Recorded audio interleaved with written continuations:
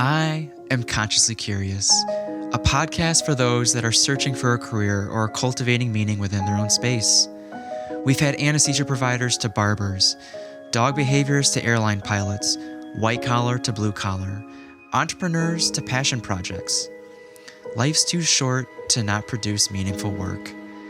Join me, Victor Chan, as we deep dive within various industries. I'd love to hear your feedback, so feel free to leave a comment. I hope you find some value within these conversations, but more importantly, I hope it sparks a meaning within your own space. Our next guests are the founders of a local kombucha called Remember, RMBR, which is short for Real Memories, Better Rituals. They share their individual journeys as well as how they all came together. We reflect on the wave of kombucha and non-alcoholic beverages, navigating farmers markets and getting into retail stores, as well as how to scale into other areas around the country. Although you can find them within stores like Fresh Thyme, Marianos, and Jules, I admire how much they strive to be on the shelves within neighborhood coffee shops, restaurants, and bodegas. If you're looking for a new beverage to try, I encourage you to give Remember a shot. Please enjoy my conversation with Kiara, Jack, and Jeff of Remember. We are live. How's it going, guys? Great. Happy to be here. Happy to be here. Amazing. It's a Monday. We're past Q1 already of 2024. Whoa. That's pretty crazy, honestly. I can't believe it. Like, I feel like we were all dreading the winter. Yeah. And now it's over. Yeah, So. I feel like we're ready. This might be out like beginning. I'm just kidding. It's not going to be that late. It's like might be out by the early summer. I'm just like. Yeah. You never know. We can always get another round of snow, too, honestly. I almost snagged some kombucha yesterday from Fresh Thyme, and I was like, I'm going to see these friends tomorrow, so maybe. Almost? Yeah. It's on sale, $3.19. Yeah. I can't stop raving about it, though. Are we, like, do you feel like the current trend, even with the rug that's been pulled out from under us from Foxtrot and Dom's, but the trend of social beverages is kind of leaning towards kombucha? I didn't know there were that many brands as there are, right? Yeah, I mean, and anyone could jump in, so don't be shy. Who do we? If anyone's not watching the video, I guess who do we have at the table? My name is Jack Joseph. I'm Kiara Tamarati, I'm Jeff Smith. Mm-hmm. And we're the Remember crew. the dream team. I love it. I Yeah. love it. So yeah, I mean, you guys have an accurate pulse on the market at the moment. Like what, like are people? Are you riding that wave? Are people riding that kombucha wave at the moment? Yeah, I mean, I think the wave began some time ago. Okay. But I do think that it's continuing to grow. Yeah. And the wave is getting larger and larger. I think that each year more and more kombucha brands are being incorporated, not only in the U.S., but it's growing significantly outside of the United States as well. So that's super cool to see. And I think that people are getting good at making kombucha taste good, which is awesome, which makes it more of a social beverage. And, you know, that's why we do what we do. We wanted to make it more appealing and palatable and light and refreshing and crushable. So Oof, yeah. I think that more and more people are doing that, which does make it a little bit more difficult for us to continue to stand out. But I think that if we just continue to stay focused on what we do, then there's room for all of us. So that's my opinion. Definitely.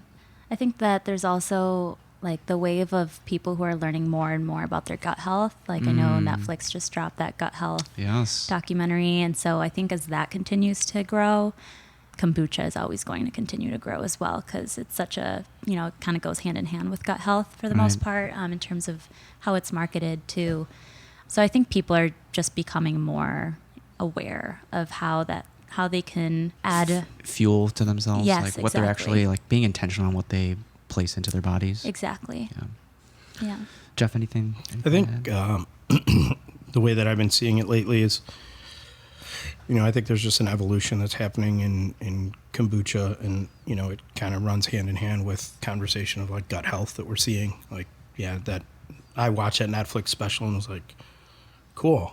Like I had made a short list after that and like proceeded to go out into the world the next day and be like, how can I tweak some of these things myself?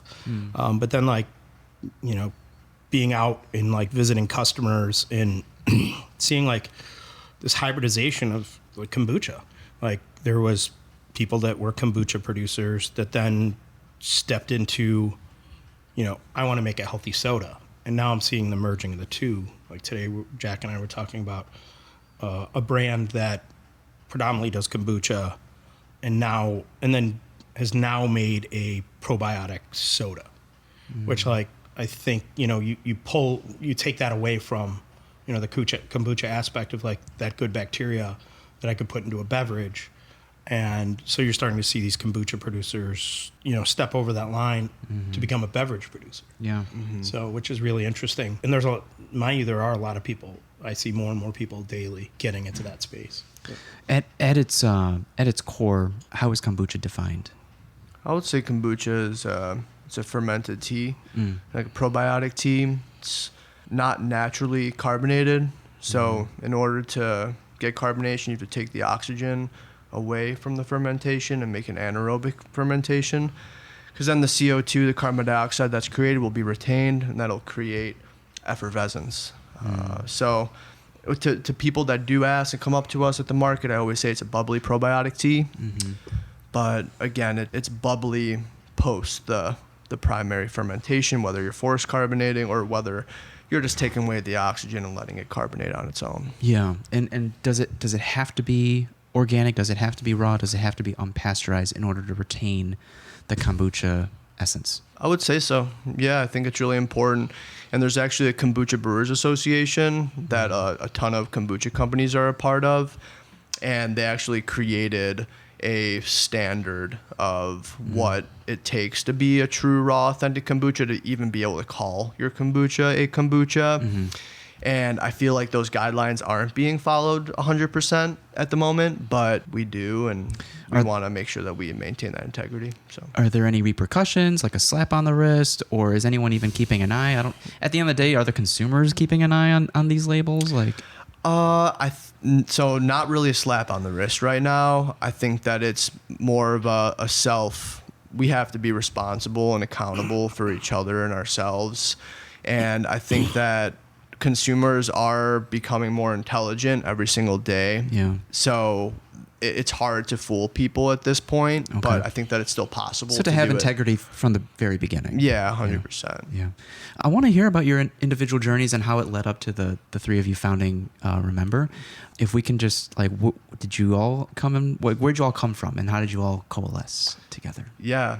Do you want me to take this? Yeah, I mean, I can say, so Jack and I met in college, and then once we graduated and I moved here into the city and the world kind of shut down, we moved in together, and that's when a lot of the kombucha brewing started. Yeah. And Jack was actually helping another local kombucha where Jeff was working, and I'll let Jeff kind of tell his side of the story for that part, but it's at fun least to not be the one that's telling it. Well, yeah, so when we were kind of brewing at home, I still had a lot of student loans, and as much as I was like, that sounds like a really awesome journey to go on, that, Jack was like, I'm going all in on this. I was like, I think I'm going to try corporate America for a while and pay these loans. But that was sucking a lot of the energy out of me for a long time. So you wanted to go through, you were going to try the corporate route. Yes. And you've been brewing, but you made the decision to go out on your own? Correct. Oh, so I was pretty much all in ever since the beginning. Like since I started it, Gotcha. There was that seed that was planted that I'm going to do my own thing one day. Exactly. Okay. So just kind of started doing it, and like Kiara was saying, seeked out a local kombucha company. Went with my mom to Patagonia, Chicago, and bought my first home brew kit. And wait, they were selling home brew kits? Well, because there was like a kombucha workshop class going on. What? Yeah. Okay. It was pretty cool. So yeah, went and bought it. My friend James was there with us too. That was pretty cool. And then I seeked out this kombucha company and met Jeff there, and Jeff and I kind of hit it off from the beginning. And then that's where him and I built a relationship. And I think that Jeff and I also were able to build a relationship because we also had this competitive nature. And it was collaborative, but over time, as like I was sharing space and like making my own stuff, working on my own company too. And I think that we both kind of saw the progress that was happening and always kind of joked around about like, yo, like maybe we can work together one day. Yeah. But yeah, I'll let Jeff kind of touch on it a little bit too. So I took that statement very seriously about working together. Yeah. And I think at the same time, Jack and I were working in the same space. We're working for the same company, but Jack was, also doing his own thing. And I had also a little side project that was in the fermentation space. And, as things started to progress, seeing Jack's evolution and starting to feel like we could probably foster some relationship beyond what we had. And then having that opportunity to say, hey, I'm a free agent now. Do you want to see if we could make this thing grow? And having that experience, prior, I worked in the automotive industry, owned a distribution company at one point in time, then left that industry, worked in logistics and supply chain for a good period of time, and then was back into a sales role at this other kombucha producer. And was like, okay, well, I've got, my feet into the sand a little bit. So let's see if I can help. And I think that's kind of where it started. And even backpedal a little bit before that, Jeff and I, we played around with doing this tie-dyeing stuff. So it didn't really last, but Like merch? Yeah, like tote bags, like tie-dyeing some like tote bags and stuff like that. So then, when he did become a free agent, he called me. And not long after, we started working together. And at the time, I was still, I was brewing, I was packaging, I was delivering. Kiara was helping out a lot For your side project at the time? for the kombucha company. Okay. So that's been the side project, the full project, the only project for me ever since the beginning. So I had Kiara's help to do events and everything like that in the beginning, and also to help me with my emotional breakdowns. But aside from that, I really needed somebody to step in, and that's when Jeff did step in and helped us out from a sales standpoint and, from a delivery standpoint, so that I can really focus on making the product and producing it and packaging it.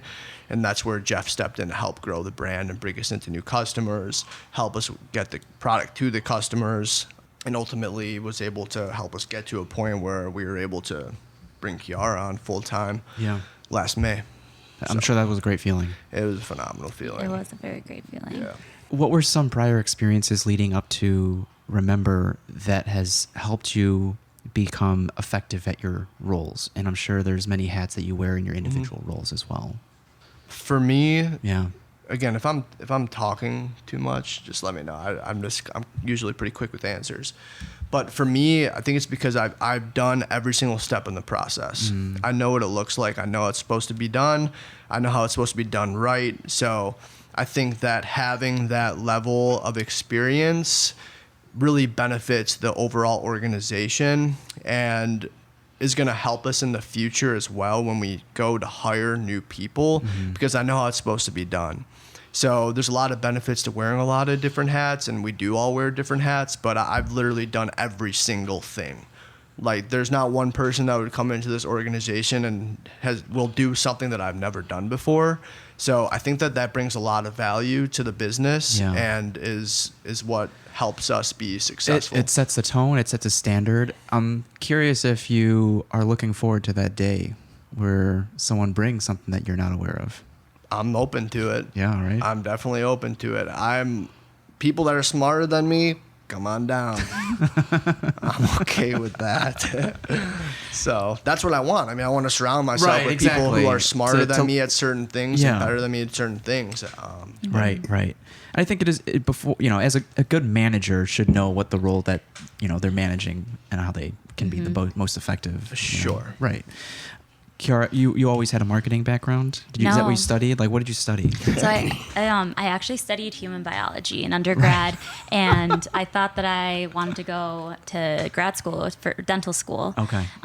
Quickly realized in my last year of college that I did not want to go to dental school. So it was kind of like, what do I do with a human bio degree? I did not want to go into research. So I figured, again, I had a lot of student debt. So I was like, what my honest like thinking was what can make me a good amount of money and also put my degree to use. So I went into kind of like a medical sales Gotcha. recruitment type role. And, I learned a lot from that role, but I also quickly realized that wasn't what I was actually passionate about. And I kind of became okay with, I don't have to use my degree in whatever I end up doing.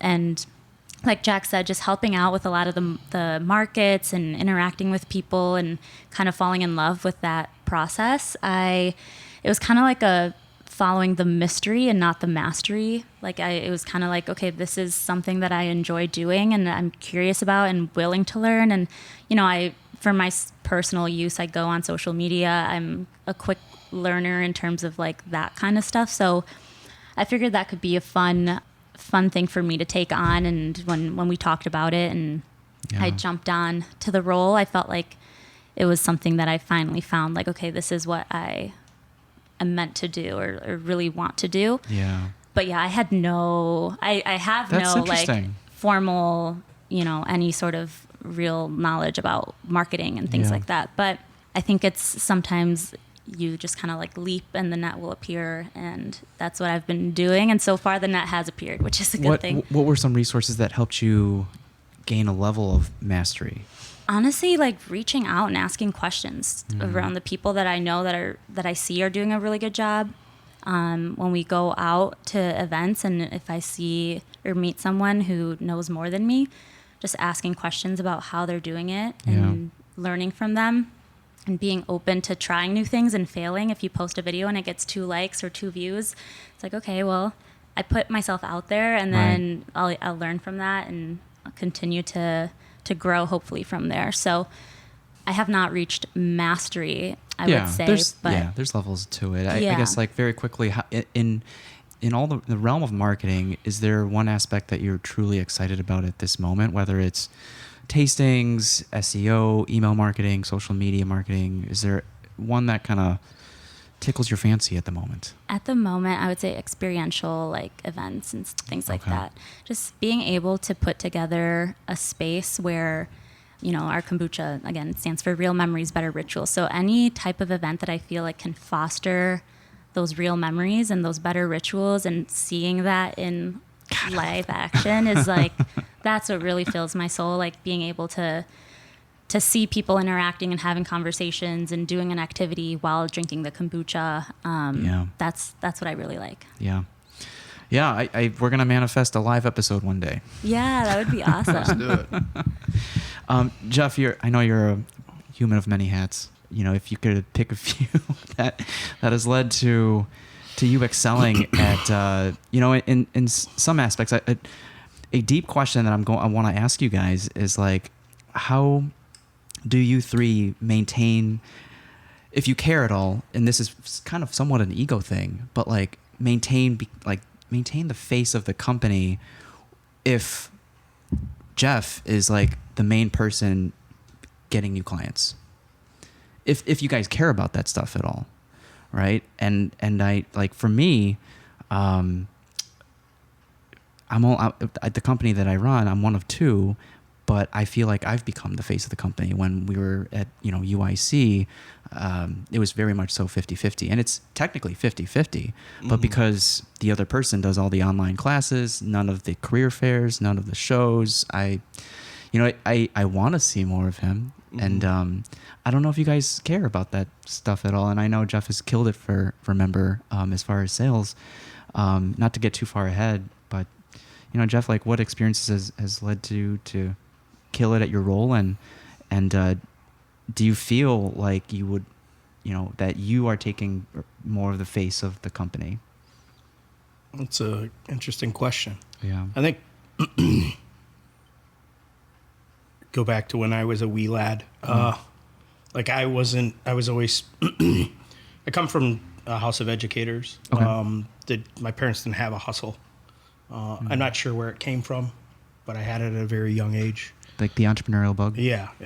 I have a degree in business management and a degree in engineering. But I was always passionate about, like, those were like focused on certain things. Like I was really big into cars growing up.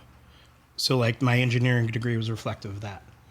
When that industry took a downturn, I left that industry. I mean, there was multitudes of other industries I could have gone into that when my degree was applicable to, but it didn't sing to me, didn't speak to me. I moved back here. I ended up going back to school for textile design because I was like really into Japanese denim at the time and just like this whole Japanese culture. Ended up in logistics and supply chain, pure happenstance. And then aside, I had a lot of hobbies, and I would say one of them was like figuring out like home brewing beer. And then home brewing beer got pretty serious for me, and I would home brew like a lot of sours, and then it got to the point where somebody's like, why don't you make kombucha? So that was another thing. So there was like always this kind of like loose connection. And I always had these like little gifts along the way. So I think during the time that Jack and I worked together, my mom had passed away a few years before, and I was given like handed down this recipe book. And inside that recipe book was like all these recipes from my great grandmother in Italy. And most of them were reflective of fermentation. So for some reason that was like it was like bumper bowling for me. The ball hit the bumper and told me like, no, you're in your right lane. Like continue on this. And so for me, that was a thing. And I think that's what kept me wanting to do this and kept me interested. Yeah. It was like personal for you. Yeah. Yeah. And in one of my endeavors, I owned a distribution company, like I said. So I was always like customer facing in a way, kind of mirroring to what we do now. Like I think when I first came aboard, it was very end user consumer facing, but that's changed. I don't do the farmers markets anymore. I still connect with our customers. So I think that's the evolution that we're in at the present moment, is Kiki has taken the reins on things that are outward facing, and mine is more focused on like how we connect with our customers, the people that are signing the checks, placing the orders, things of that nature. B2B. Yeah. And I mean, historically, that's what I've done in the past. Like I've always been a salesperson. I think that's just something intrinsic in me. It's been there since I could remember. And sales in general, it's like how lucky are we to be in a position to sell something we truly believe in? Right. Right? Yeah. It just it sells itself essentially, and, Absolutely. and you just continue speaking about it. It really does. and I think that's the other thing is like, I would always say in the past, like if I'm not passionate about it, I have no interest in it. Yeah. It's either like I love it or I hate it type deal. Right. And for me, it's like I love this. Yeah. So this is part of me. So for me, it's like cool. I can only imagine what it would be to be a salesperson trying to sell something that you don't care about, that you have no interest in. So like when people ask me jokingly, like, which is your favorite flavor? And I'm like, that's like asking which is your favorite child. You're never going to openly say that. And like, to be honest with you, like there isn't a flavor that we make that I don't gravitate to at one point in time or another. And it varies like from week to week, month to month. Like, I'll be like, oh, I burned through Blue Dream after it first came out, and I drank it for 3 months. And then fast forward 5 months after that, and I'm back on that train. So, yeah, I would say that's one of the token things that comes along with what we do. Yeah. Is selling something that you truly do care about. Yeah. And the people that you work with, like, caring what we're creating. That's great.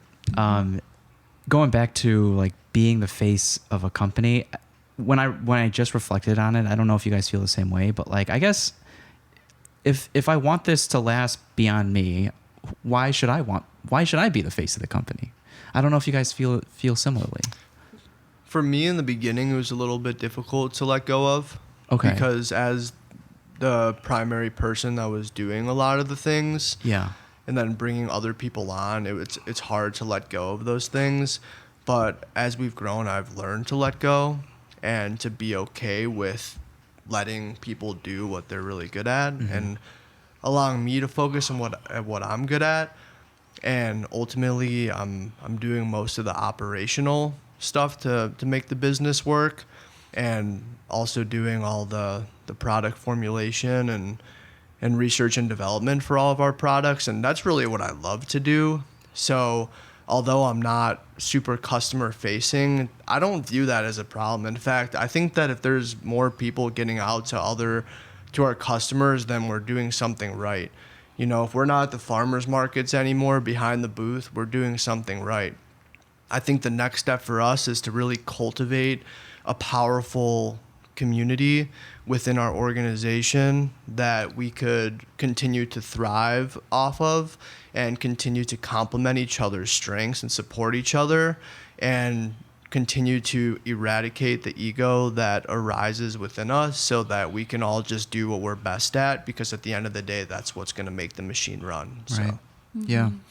Yeah, and I think we all kind of have like our own personal communities too that we gravitate towards and kind of become the face of the company for Within those your own communities. community. Yeah, Okay. within our communities. Gotcha.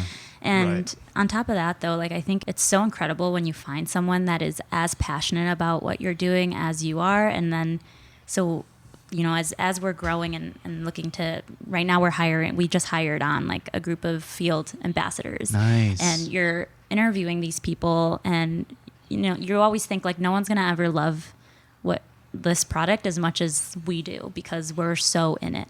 But then you get these people who are like truly so passionate about what you're doing too, and like to even have anyone apply to work for us, I'm like, you want to work for us? Like it's just so special, and like it really kind of, it helps, at least for me, it helps me let go of that, like you were saying, like that ego almost, just because you're like, wow, there's so many other people that also believe in this mission and want to see it grow as much as we do. And you know, maybe we do kind of want it a little bit more than they do, but at the end of the day, like they are really passionate if they're looking to work for us at this stage, at such an early stage where we're still very young and learning a lot, and not like this huge corporation that can give them a ton of like all these perks that some other companies can give them, you know? Yeah, yeah.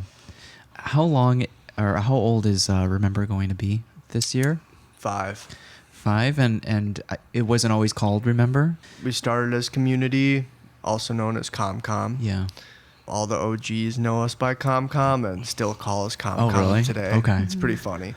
Whenever somebody like our can supplier calls us ComCom, and you just know that they're from day one, you know. Yeah. So yeah, we started there, and then got a cease and desist, so had to move on, and then we fully embodied Community, and then we got a similar situation, so we decided to pivot to where we're at now. Wow. So it's all good. We feel good about it, and we like the direction we're heading in. Is that in your space? If you've talked to other CPG, manufacturers, like is a cease and desist pretty common? I don't know. That was Yeah. the first one I ever got. I feel like Jeff, you would know more about that. I mean, I've had one in the past, so I would say I think if you're doing something right, they become more frequent than not. If you're, some company that's still doing farmers markets 10 years from your date of inception, maybe not. But once you start to get traction and you're starting to get out, outside of your local community and people can start seeing it, I think it starts to, there's attraction there and people will start, looking. Yeah. I mean, most notably, David Chang's chili crisp cease and desist. Right. Yeah, that's crazy. And then he pulled back after the backlash. I mean, so it's cool to hear you guys pivot so fast. How long did it take for you guys to come up with RMBR and even that lovely tagline? Yeah, I mean, it really is the tagline that came through and is what kind of led us in the direction that we want to go. Because, again, we're really focusing on making the consumption of non-alcoholic beverages more socially acceptable. And our mission is to socialize kombucha. And it really is about the memories. Like, we're trying to make memories in social settings in our daily lives. And we want this to be a lifestyle brand. So we think that Real Memories, Better Rituals is just so perfect. And I was just driving in the van on the way home from Madison, and boom, I got a transmission. Real Memories, Better Rituals. And Really? I swear, yeah. Wrote it down in my notebook while I was driving, swerved a little bit. No, I didn't do that, but I did write it down. And yeah, just it was just one of those things where you just know it's the right one. So yeah, just decided to go in that direction. Everybody felt good about it, and we decided to do it. So, but how long, you asked how long it 5, you took. said, So, I mean, we've been working on this packaging update, like new name stuff, for probably getting close to a year now. okay.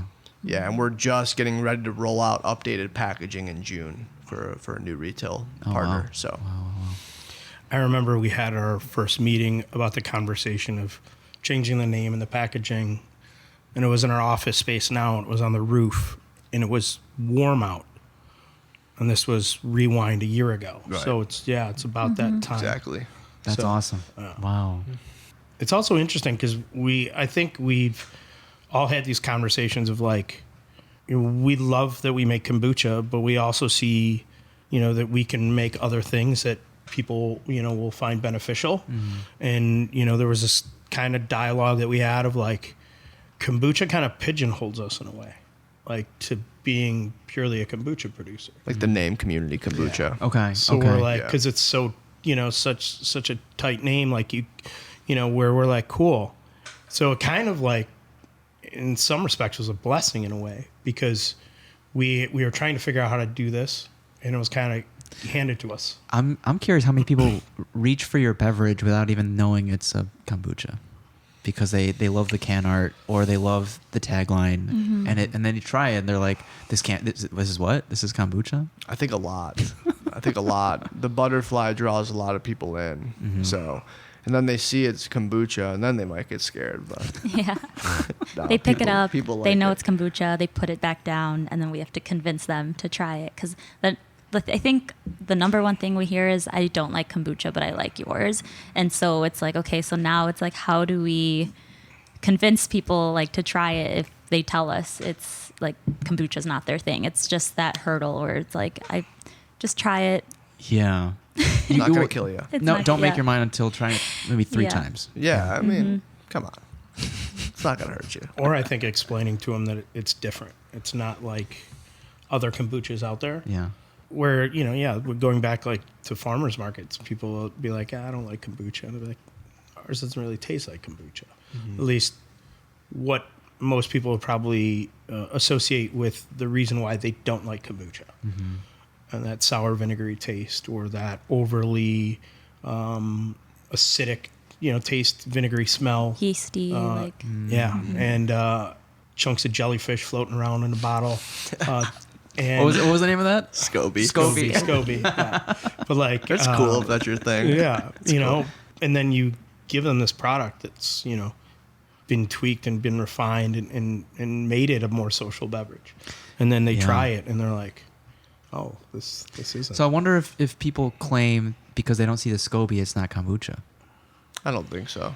I don't know, because it's beautiful in a glass. Yeah, right. I don't think so. Okay. But I mean, I drink so much kombucha. Whenever I go somewhere new and I see a new brand, I'll always buy it. Even today going to Woodman's, I'm stocking my own product, but I'm seeing what's new on the shelf, and I'm trying a couple. And of course, I have a little bit of bias, but I am totally just in love with what we've created in our products. I mean, you can seriously taste the difference. Right. It's just such a light, refreshing, crisp drink, and we craft it with organic herbs and botanicals, and it's really difficult to formulate something that tastes good and flavorful with that. And we're just really proud of our drinks, Yeah. and we know other people love them too. So Yeah, I really loved the angle that you guys, or the perspective that you're coming from, in the sense of not simply from the health conscious perspective, but from the social perspective. Do you feel like you guys came in before the wave of like the non-alcoholic beverages? 100%, Right? 100%. It just started. When a lot of beer manufacturers started pivoting, or even the seltzers, before the seltzers, right? I mean, of course, non-alcoholic beverages have always been a thing. Non-alcoholic beers, non-alcoholic seltzers, but I think that they've exploded in popularity in the past year, couple of years maybe, and we've been doing this for longer. I'm not saying we're the like trendsetters or anything like that, but we've been laser focused on why we're here and what our mission is ever since inception. So Right. Yeah, it's interesting though, because I think there is such a distinction between what is an NA beverage or like an NA spirit and then kombucha. Like it really rarely does cross that line. Even with like, I think it's so similar to like a soda sometimes, with the way that it tastes, but it's still viewed so differently. If you say the word kombucha, it's very much usually its own category. And so I think that's like always been our mission, is to try and blur those lines and make people, that's what we mean by socialize it, is make people see it as something that can fall into, you know, NA or soda like, even though it's not an alternative, it's something that can fit within that bubble.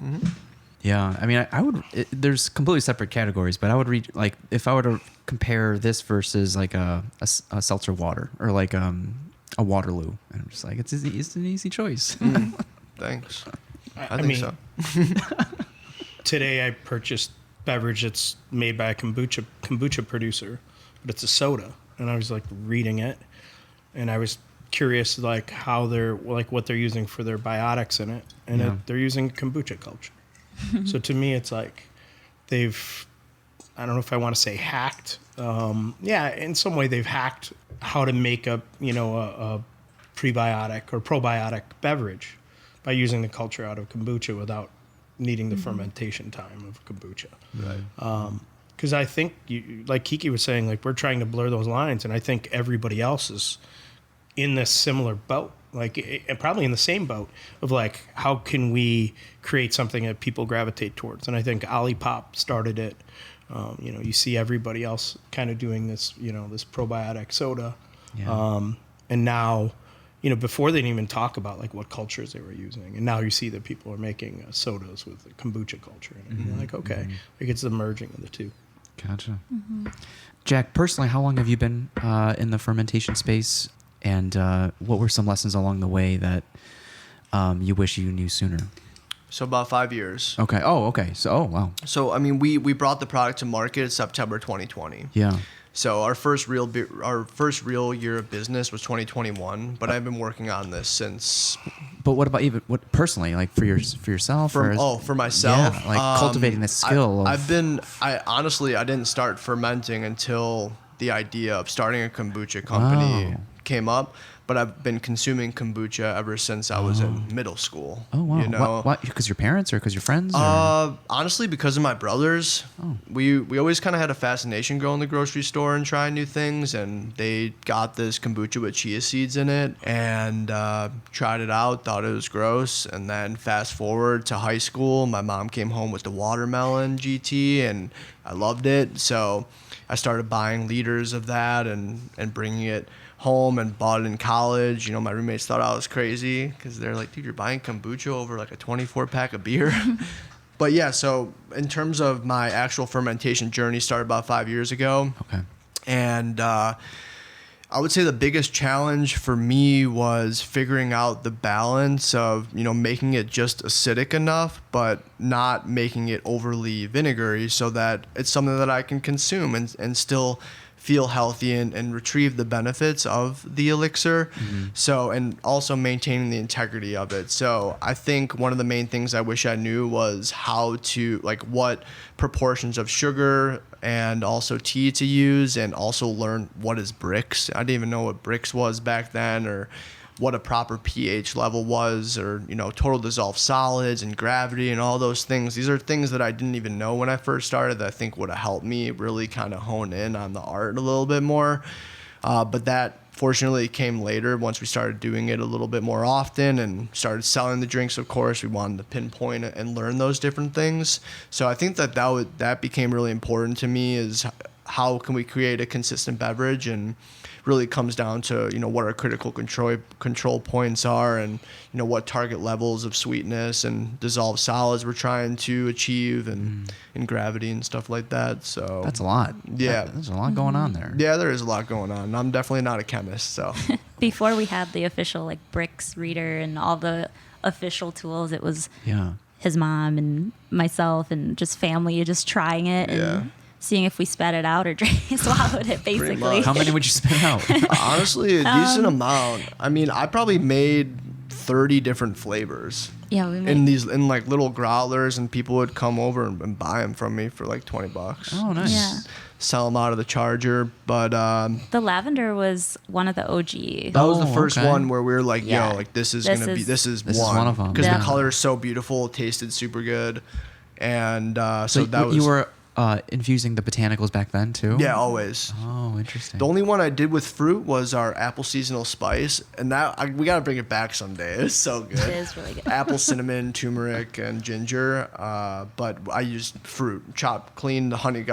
Went to Whole Foods, bought organic Honeycrisp apples, chopped them up, and let them soak for 24 hours. Yeah. So- Are they more or less shelf stable than the other ones? I would say that become less shelf stable Because of okay. you're introducing a whole new microbiome into this beverage. Gotcha. So it's a little bit more risky too. Yeah. So I think the botanicals and having these analysis of what, that there aren't, that like in the botanicals, there's not any levels of contamination, just makes it a safer environment, cleaner Sure. fermentation, and a cleaner product, in my opinion. Less funk. When you were doing the R&D, was that something you were keeping tabs on? Is like how long would this be good for, or is this something like let's say like you love the balance of all these things coming together, but the consumer needs to consume right away? Shelf life, no. Oh, okay. Recipe, Nice. yes. Okay. Shelf life, I just assumed that since I was achieving a certain pH that it would be good. Gotcha.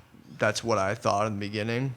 And that's what I still honestly believe, Okay. but I'm not sure if I'm 100% Yeah, I about mean, I that, know you're but- in the fermentation space. Well, too. I think it also has a lot to do with what organic matter is put into it and what is in solution. So for us, because we don't use fruit, Yeah. and you don't have organic matter with sugar in it, you take that out of the scenario. So it makes it much easier for us to kind of initially eyeball like how long our shelf timeline was, and then now we send it out to get tested. But it was really interesting because I think we were in a timeline where a lot of other people were also like questioning that. Like I remember, grabbing GTs off the shelf, and they would have like a 45 day like shelf life. But now you see, I believe they're like 3 months now or 4 months. So even companies that do use fruit juice, that do add organic matter into their products, have realized that like those lives are much longer than what initially thought. Gotcha. I think the other thing too is there was a lot of like openness to a supply chain and how products were moved around the U.S. Where they weren't being refrigerated like they needed to be and things of that nature. Where I feel like the industry has definitely gotten together and said, hey, this needs to be refrigerated, cold chain from start to finish. If it's maintained at a refrigerated temp, it has a tendency to extend its life quite a bit. Yeah. With the whole Foxtrot Dom's debacle at the moment, were there any, like the other one that comes to mind is the supply chain kind of bottleneck during the pandemic. How was that experience for you guys? During the pandemic? Yeah. We were so small, so we weren't really super impacted by it, honestly. Gotcha. I felt that we were actually growing during that time frame because really the only way to go was up at that point, or else we would be out of business. But so we didn't have a problem or any shortage of supplies or anything like that. We had a pretty continuous supply of what we needed. And fortunately, we had customers that we had great relationships with and wanted to continue to support us. It was really difficult in the fact that it was hard to bring on new customers because everybody was trying to manage their cash flow and didn't want to buy a lot of excess materials or products, drinks, food, or whatever. So I think that was a big challenge, but we were able to overcome that and live on. But a big pivot that we had to make, I think in the beginning, again, the focus was food service and restaurants. But during that time, we noticed, okay, if they're all shut down, then how else are we going to sell our products? So that's when grocery stores and other retailers became a focus for us because people still got to go get groceries. And so that's when we began to focus there and pivot a little bit and start focusing on getting our products into grocery stores. Gotcha. What about utilizing? So were you leveraging the space that you were currently in with the previous kombucha brand? For a little while. Yeah. Yeah. We used it for a little while, but then ended up Funny story, family friend introduced me to somebody who's doing some co-packing in the West Loop, introduced me to him. He started helping me with very small batches, helping us with very small batches. And that's when we pivoted to cans. So we were doing 16.9 ounce glass bottles to start. And then we went fully into cans, and we're doing really small batches. And he was able to really help us scale our production and streamline our whole process and get the product into cans and everything like that, which made it more accessible and easier to distribute. Did you have to take out a loan for that, or were you making enough money to just like jump to the next level? Yeah, we just bootstrapped it, kept throwing the money in. I didn't pay myself pretty much for first 3 years. Sure. So just kind of sacrificed that and lived off the savings and what I had, and we were able to generate enough revenue where we can keep investing money into the business. And at some point I was able to, pay myself a little bit, pay Jeff what we could. And now we're at a point where everybody's being paid. And we're also able, we still haven't taken on any outside investment or anything like that. So the company's been bootstrapped since day one. I've had a little help from family, but nothing too substantial. Yeah, that's so interesting. The perspective of like going back to like being a founder, and like how have your roles, like if they've changed at all, like from the very beginning. And we've kind of previously talked about kind of growing pains and how like the deeper you go into this, you kind of get removed from the process that brought you into it in the first place. And you hopefully get to a point where you can outsource some of the back end stuff so you can continue to do I think what your favorite is, R&D. Right? Like at this point, do you guys feel like you're individually doing what you're good at and what you enjoy doing in your roles? Yes. I think we've all kind of fallen into our lanes in that way. I think at the beginning, at least for me, I was kind of just thrown into as many things as possible so I could learn about the business. Again, since I didn't come from that kind of background, it was important for me. I think I felt that, Jeff felt that, and Jeff, I'm sure you felt that too, just to kind of learn a little bit of everything. And then, now I've definitely defined my role more into what I actually enjoy doing and what I think that I'm good at. And I think we've all kind of fallen into our lanes in that way. Yeah. I would say, I think before Kiki came on board, like marketing, social media wasn't like a thing for us. Like we were so focused on just growing the brand. Like between Jack and I, it was, making sure the product was made, getting it out to customers, constantly visiting new customers, checking in with old customers, seeing what we could do to, support them, thanking them for the support they gave us. And that wasn't really even on our radar. But I also don't think people were like constantly approaching us either, if I can remember. Before it was official. In terms of social media? No, hey, I'm doing this event. Like there was sporadic. It was sporadic. Yeah, not really. But like not in the way that we are now. Now it's like you check in with Kiki and it's like, cool, what's on the docket for this week? And it's like boom, boom, boom, boom. Right. Where like before it was like, hey, the one that sticks out to me was like this yoga event where like everybody's wearing headphones, if I remember correctly, right? And it's on some rooftop. And, Deep House Yoga. Yeah, and like that was the only thing that like really stuck out to me. Right. Like people weren't constantly like, reaching out. But I also think as the brand has grown, people have become aware of it and saying, how can I interact with this brand? And that's where Kiki comes into play.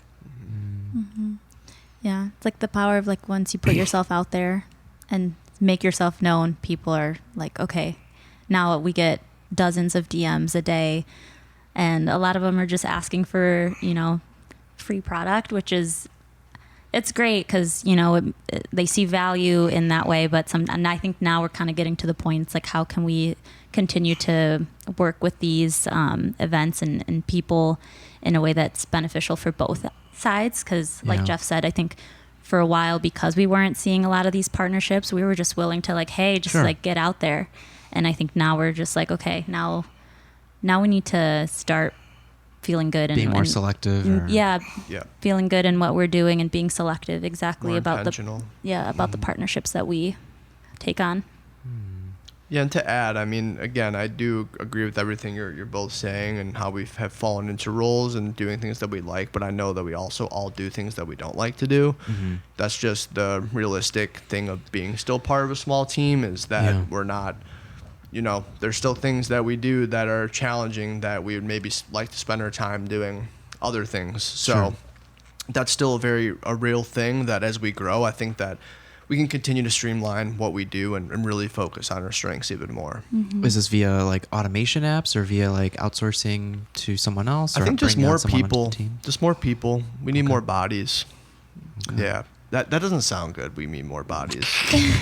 we need more help. We need more amazing people to join our team and help us. I guess like how do you navigate the roadmap to that? It's just like, how many more cases do I got to sell? Or like, what do you think about it like that? Or like, I would say so. Yeah. I would say we set goals and we look at it from a financial standpoint, certainly, but we also reflect on, okay, what are the things that we're all doing on a weekly basis, and how can we categorize these as, like, how many different jobs do these fall into?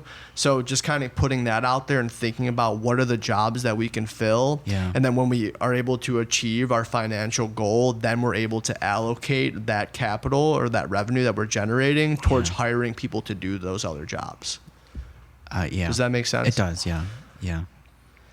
Do you guys have a weekly meeting? Yeah. We do. Okay. A little sporadic. Yeah. A little sporadic. We got resurrected. Yeah. Yeah, it's been a couple weeks, but Well, I we'll guess jump on. it doesn't always have to be in person, but I guess like if everyone and it's such a lean team, but I'm sure like things not fall to the wayside, but like things that you do might not be seen and heard by other people on the team. And I don't know if that always needs to be the case, but I mean, even in a team of two, like sometimes I feel like some of the things I do, I wish, you know, I can share it with my partner at the time. For sure. You know? Yeah, I feel that. Like I know for myself, like I have a, you know, logistics and supply chain background. So to me, that's something that interests me. And like, I still will get calls. Like today, Jack and I had a conversation about a new possible supplier, and like, cool, you know, like we know where the business needs to be before we can, you know, really have an in-depth conversation with that person, and see if this might be something that might work for us or not. And that's something that I'm interested in. So that's one thing. I know coming from working in logistics and supply chain again, it was like higher level management, to where I see it more as like my communication is more with distributors and partners that are helping us get our product out there. Yeah. Not to say that I don't love seeing our customers every day, because I do.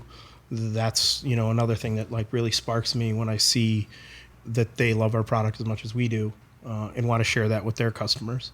But I know for me, that's something that I, you know, like is kind of been on the docket since the start of like, cool, like how can I evolve in this role? That's got to be such a huge help for the brand, in the sense of like, I know in previous entrepreneurs, especially in the CPG space, seeing your product in a big box store is such a win. And I wonder if there are hidden costs that you're not aware of when you're trying to take that leap into that next step, that someone with a background in supply chain can fill you in on, you know? Did that come in handy at all for you guys? Especially, and that's just in the Midwest. What about when you want to branch out to other stores outside of the Midwest? Sure. Yeah. I mean, I think experience from different backgrounds is extremely valuable. Yeah. And we definitely don't overlook that. And I think that it's also a thing where there are a lot of hidden expenses and costs, both when you're launching into a new retailer or you're trying to get product into a different state. And it's really frustrating, because if you don't have distribution in a certain area, then you can't really get the product to somebody who wants the product. So I do think that having someone with your background is very valuable, and we can definitely utilize that in that way. I think that we just have some other things to accomplish before we get to that point. How liquid, or how much should you reinvest into your company? I know you said you didn't pay yourself for like the first 3, right? So you can stay ready for when opportunities arise. But if you had several opportunities arise I guess like if you were to prioritize any of them, which one would you most be excited about? What do you mean by that? Opportunities to get to the next level, and that's defined new by retailer, you. That's or- defined by you. Oh. Whatever that next level is for you. If you had several opportunities pop up, which one would you be most excited about? I really want to expand into warm territory because the seasonality here is really challenging in the Midwest. Oh, you notice fluctuations in For the sure. sales? Yeah, Oh, we okay. probably see like a 30% Wow. hit in the wintertime. Okay. And that lasts probably 3 months. So Yeah. it's really challenging and it's frustrating, and you can mentally prepare for it as much as you want, but every single year it hurts the same amount. So I think that would be something that feels like we're getting to the next level, is expanding outside of the Midwest Wow. and getting into some warmer territory. Sure. So that's what it means to me. Oh wow. What would the next level look like? Yeah, to you guys. I definitely agree with that. I think if I'm more so going to give an answer that's like a little bit more in my role, I would love to partner with like a music festival on a large scale. Why? Yeah, Yeah. that can definitely be a thing. Absolutely. And I think, you know, we have some irons in the fire Yeah. in that world, but I think that that's always something that we, you know, in our personal lives, we are in that kind of community, and we've always seen a gap in that market. There's a big consumption heavy mentality in those scenarios, and so to be able to provide a beverage that can kind of offset some of those consumption habits and just kind of rotate in a little bit of health, maybe, I think that would be really awesome. Like, That is just ideal. Yeah. Whether it's Sueños, Lollapalooza, Yeah. it could be like the smaller EDM festivals, or even like Burning Man, Coachella. yeah. You know, That'll be a lot of fun. the Sign me up opportunities for are that. endless. Yeah. Arc. Yes. I yeah, think, Arc, yeah, Arc. right. I think going back to that, and like what Kiki said, I think there's, at least for me, the way that I see it is there's still, like, that industry is still waiting for that evolution. I don't feel like they've made that pivot. Maybe at least not what I see in the Midwest. Maybe that's different on the West Coast or in different places. But, you know, what we've seen in the past is reached out to certain, you know, people that host those events, and it's still like, hey, I'm working with brand X or I'm working with brand Y, and they've been like staples in that industry for forever. And I also understand that because there's usually a big payout that comes along with that. So it's kind of tough as a smaller brand to be like, yeah, I can match that. You know, I can invest that amount of money into this venue. We don't have, you know, a multi-million dollar, you know, marketing budget like some of these other companies do. And I think that's where finding some of these smaller venues that would work with us is like probably what's going to get us out there more, and get people to start to acknowledge the brand in that space. Well, what about like the Chicago Theater, Yeah. or like just concert venues? Absolutely. So we're in a handful of Chicago venues. We're in the Salt Shed. Oh God, it's been so great the last couple of years. I haven't been yet. I Oh know, my God, it's so yeah. cool. I gotta go. Outdoor, indoor. Lincoln Hall, Shubas. Oh, nice. so we're- Talia Hall. We used to be. sleeping. We'll try to revisit that. But yeah, The museum. yeah. Which one? Art Institute. The Art Institute. okay. Yeah. So we are in some of these places. What about hospitals? Honestly, What about, like, North we Western? did That get would a be great. nurse. We've gotten a few nurses to reach out and say, From Northwestern. From The Northwestern. first time I had remember was probably at the Beatrix inside Northwestern. yeah, Yeah. So Yeah. that's the closest we get to that hospital. And I know Northwestern has like farmers fridge vending machines I know. in there. They do. So Yeah. No, Yeah. I love the idea. I do. We literally had somebody send us a message on our website and say, "Oh my God, this product's so amazing. Please get it into more hospitals. People like me really want this product here. You know, we don't have a ton of like amazing options and stuff like that." And just such a sweet message to receive, you know. And so I feel like that's an affirmation of there being an opportunity in that category. So for sure. there's infinite possibilities. there is. That's so fun. So I guess what was it like to hear of the Foxtrot and Dom's news? Because I'm sure, did you find out the same day that all the other employees found out? and the vendors. Like, yeah. I kind of, so I'm a little bit detached. I'm not on Instagram right now. I go on our business page sometimes and bother Jeff sometimes and send him some business accounts. But that's true. That's pretty much it in terms of my Instagram usage. So Kiara showed me in the morning some like group chat that there was a sign on the window, and I was like, there's no way. That can't be true. Like, we were literally there the other day grabbing coffee. Wow. So it was just a big shock, but to be honest, I just kind of went out my day and didn't believe it. And then when we found out it was true, it just kind of immediately thought of all the other business owners and just hoping that that everybody could, you know, figure things out and bounce back, because I know a lot of people are hurting from it. So I think one really positive light that's came out of it is that a lot of small businesses in Chicago are uniting and coming together and finding ways to bring each other up. And I think that that's a beautiful thing, because there's so many creative, talented people in Chicago, and I feel that isn't really expressed enough here. Whereas if you go to New York or in LA, I mean, there's so many creative, artistic people, and I feel that they have so much voice, and I think that this is the opportunity for Chicago to do that and for us to really showcase it. So although it was a sequence of really unfortunate events, I think that there is an opportunity that can come out of it too. So yeah, we stopped by for lunch at Publican on Fulton, and Donnie Medea hosted a bunch of some of the vendors that were at Foxtrot and Dom's. Like, pretty cool. Ice cream was there, and I overheard a conversation, and she said that they sold out of the inventory that they got lined up for Foxtrot. Thank goodness. Yeah. And I wonder if, like, the small business vendors that were in these places, you know, you get that vibe that it is like a neighborhood bodega, and, you know, some would say otherwise. But did you all kind of like know of each other, or know, like, was there an opportunity to meet other, you know, founders and owners of other small businesses in these places? I think that opportunity has increased due to this situation, honestly, because again, so many people are hosting markets for a lot of these vendors to sell their, you know, at no charge for space rental, and just really coming together as a community, and that has increased that opportunity to get to know each other. I think before that opportunity may have existed, but I think there was a little bit more of a competitive nature amongst each other in a way. And I think now it's really nice and beautiful to see everyone kind of come together and support each other, and the employees too. I mean, it's just, that's the silver lining, I think, from this whole situation that I've seen. Jeff, on the sales side, is there any account too small?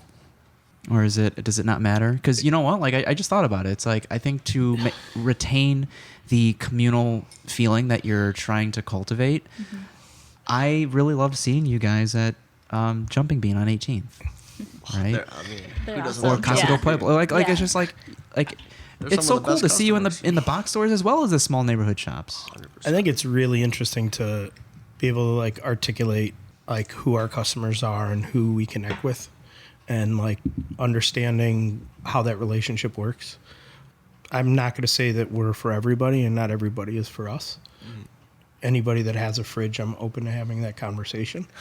But I think what we've learned and like is that what works out what works out, and like need to respect that and appreciate that. Yeah. And there's definitely some accounts that I've like been really stoked about wanting to work with that's never panned out, and that's kind of hard as a Chicagoan to be like, hey, I really love this place, but also understanding that like the universe gave me that gift of not working with that person for some reason or another.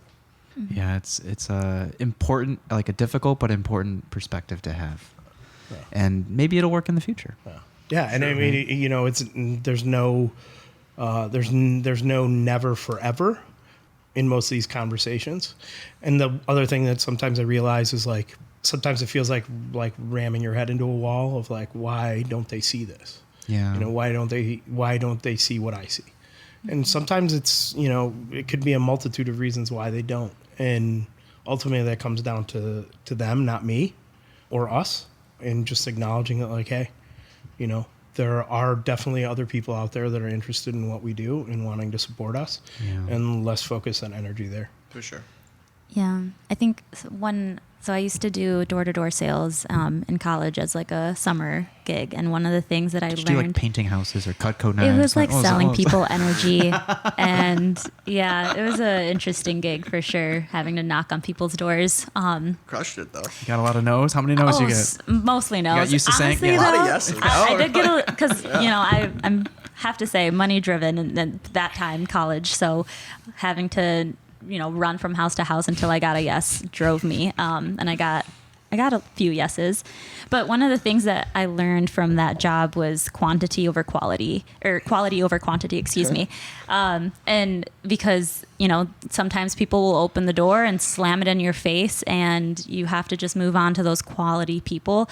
And I think that's what Jeff is really great at too, is like fostering those quality relationships. It's not, he's great at knocking at a lot of doors. It's a game of numbers, and you have to like go to a lot of places to end up, you're going to get no's. It's inevitable. Yeah. So you have to just expose yourself to a lot. But I think Jeff is really great at the quality of the relationships that he fosters. I think we're all pretty good at that.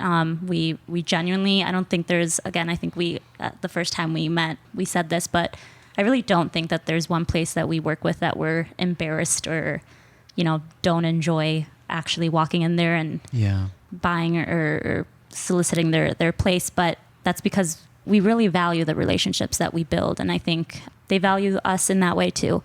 So I think that's part of the reason that I don't think that there's one place or one account that's too small. Back to your question. Yeah, I don't think it's a growing pain in the sense of a successful business is a profitable business. And when you start getting larger accounts, your attention kind of goes towards those larger accounts. And it's easy to kind of let the smaller accounts fall to the wayside, even if that's not what we want to do. And like, let's say farmers markets. It's like, how much time do we have to go to every farmers markets these days? As much as we want to be front facing to all the consumers and hear how much they enjoy the product. Yeah. Hopefully we can come back to that when we have a large enough team and we can come back to that. But, as far as the EMT class, like I find myself having to skip out on certain career fairs because I just can't be everywhere at the same time. Yeah. But never forgetting like that's what made you. Yeah. Absolutely. Yeah, 100%. I think it's really difficult. I mean, it's just hard to let go of those things, And the farmers markets were a huge conversation for us this year, whether we were going to participate or not. Yeah. And we are going to participate, but at a low level.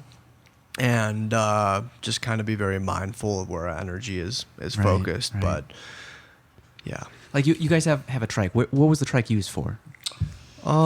Just for show. Just so I can ride it down Lake Michigan. No. Like you would roll around, like post up on a certain, street corner or like a beach or something in a park?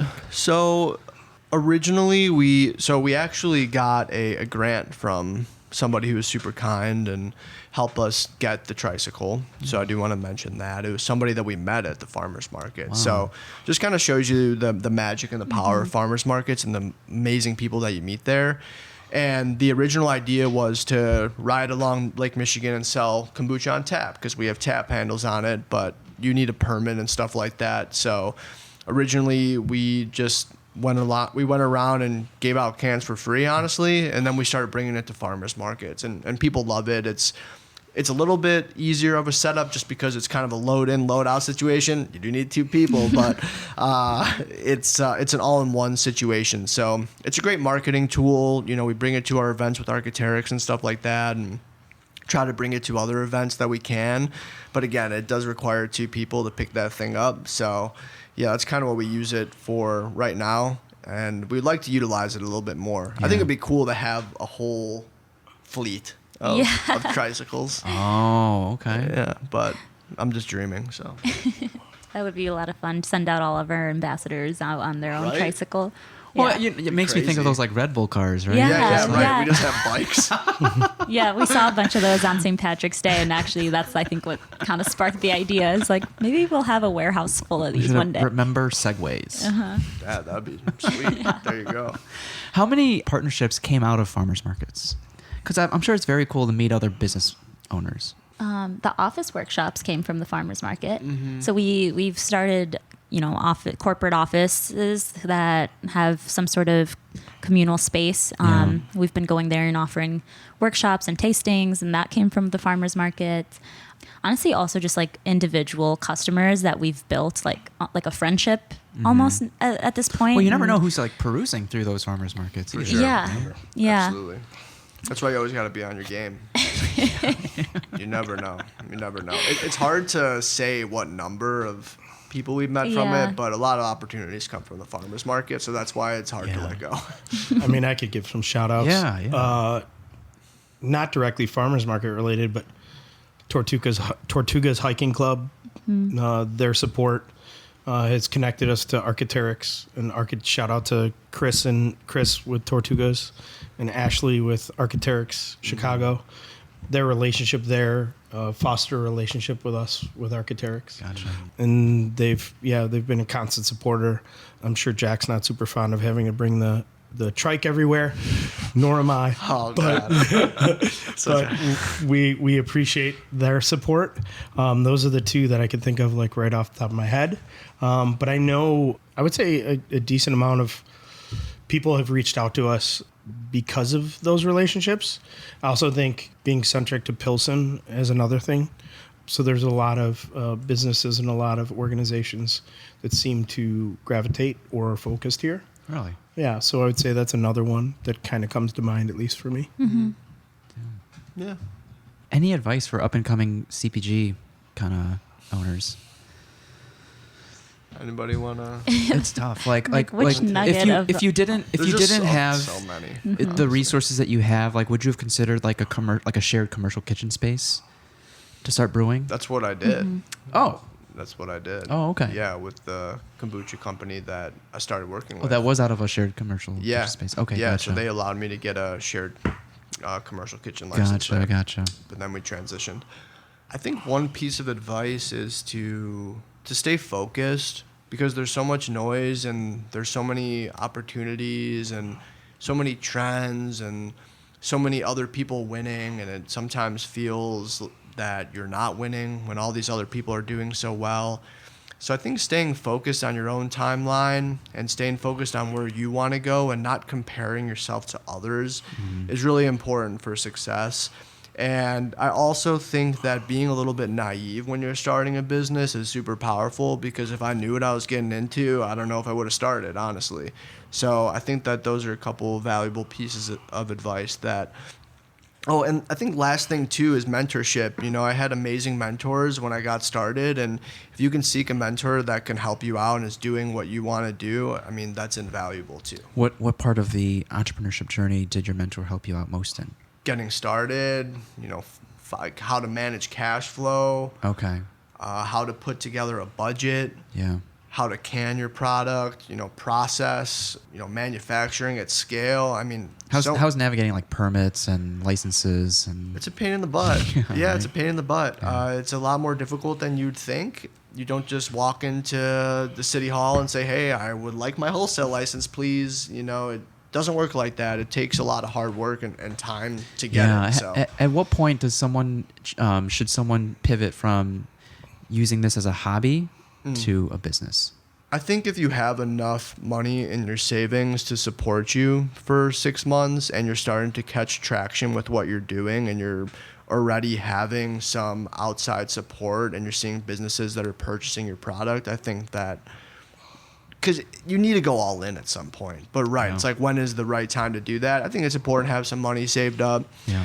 And to also make sure that you're gaining some traction and don't just have an idea where you're the only one that thinks it's successful. Right. I don't know if anyone else has something to add, but I mean, yeah, definitely the naive thing. I think that was going to be mine. So I'm trying to think of a few others. I just feel like I'm talking a lot. Do you have anything that comes to mind while I think? I mean, I do, yeah. I think being scrappy is always like resonated with me in. Can like ask for forgiveness like if it happens, if there are repercussions or. I think it's just like, I'm not trying to say that the society as a whole is this way, but I think people have a lot of expectations going into a business that like, cool, I want to create this product, but like, oh, I have to do this too, or oh, I have to wear multiple hats. Like, that's a turnoff to me. And to me, it's like, in my own endeavors, it's like, cool, if I need to go plunge the toilet, I'm going to go plunge the toilet. If I got to go load up a pallet, I got to load up a pallet. If I got to go, do whatever this may be, this is what I have to do. And that's, I think, where some people get turned off by it, is like realizing that this is a baby, but this isn't a baby you can have your family members watch. This isn't a baby that you can like put to sleep. You own this. Like, this is you. So it's not something that you could just put down or set aside or things of that nature. And that's something that people have to understand. And I think also realizing that it's you, but it's not you. That's so interesting. Like, have you at this point, do you feel like there's a point where you can shut off at all? Like, if you were to take a vacation, could the 2 out of the 3 kind of bear the weight? Yes. Or sometimes what if you both take a vacation? I think one of us could hold it down, and we've done that before. I think it's more a question of, do we? Yeah. Or Then just can like we? right. It's just like, are there processes in place to allow you to do that? Right. I would say that we know how the business operates and runs, so that we feel comfortable. But in terms of if we do actually shut it off, I mean, it's always on. I try to, and it's really difficult. Even if I'm on vacation, I'm just always thinking. I'm just so in love with what we do, and I love CPG in general. So even if I'm not paying attention to the kombucha itself and I see another product, I'm just analyzing the product and monitoring the packaging. So it's just always on. I don't know. I have a hard time turning it off for sure, but I try sometimes. And I'm not saying that's a bad thing, but sometimes it takes away. So, like, out of all the things I end up doing, I think my personal relationship with my wife gets sacrificed. And so it's like intentionally setting priorities and sticking to those priorities. For sure. Yeah, and I mean, it's like for Kiara and I, we're in an emotional relationship, and now also doing business together too. So how do you manage that, right? How do you not make the business everything that we talk about? Sure. We have a life outside of it. So kind of what you're saying, how do we prioritize when we talk about the business, and how do we prioritize when we actually focus on our own lives? So that's definitely a challenge too. Yeah, it's easy to have meetings outside of meetings. Oh yeah. I mean, it's like you're having dinner and one of us thinks of something like, oh, did that meeting tomorrow? Or like, it's like, it's so hard not to bring it up. So we've had to just be very intentional. And at the start of me coming on, just had that conversation of, okay, well, this is something that we've had a lot of friends that do business together try and warn us not to be quite honest, and just basically say, like, this is... Some work. Yeah, but Some work. it works. I think that it's... Boundaries. Yeah, boundaries For sure. and communication. But yeah, I think we do an okay job. Yep. I do too. What if Jeff moved in? I think we'd probably kill each other. Yeah. Probably. Yeah. I mean, that's honestly also why we, like, that office space that we got. Yeah. Like, even just living together and then having, like, we had inventory at our house. We had, like, we would take a meeting and it was too hard not to separate everything. So that office space became really healthy for, I think, everyone involved, just to have a third space to go that wasn't our house. Yeah. For sure. I guess what are you guys looking forward to in 2024? So much. Someone else want to start? Yeah. I feel like I started every single one. So. Are there types of accounts, Jeff, that you're looking forward to trying to navigate? Yeah, I mean, I think definitely expanding outside of Illinois. Like, we all have this connection to Michigan. So Michigan is like kind of top of the list for me. There's definitely accounts that I've worked on that we're fostering at the present moment that I want to see come to fruition. So those are always important to me. I would say those are probably the two business related things.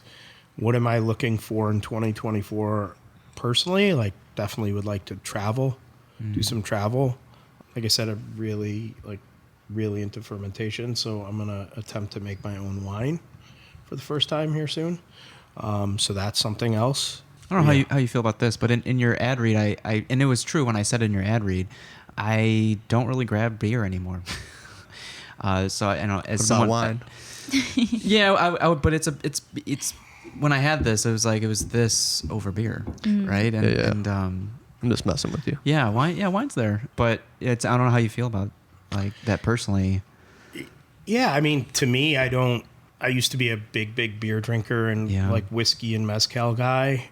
It was really interesting because I was listening to somebody's podcast today and they were asking like, what was your like drink of choice? And to me, my mind went to like a very like myself like 10 years ago response, which was like, cool, I want a Willette Rye 3-year.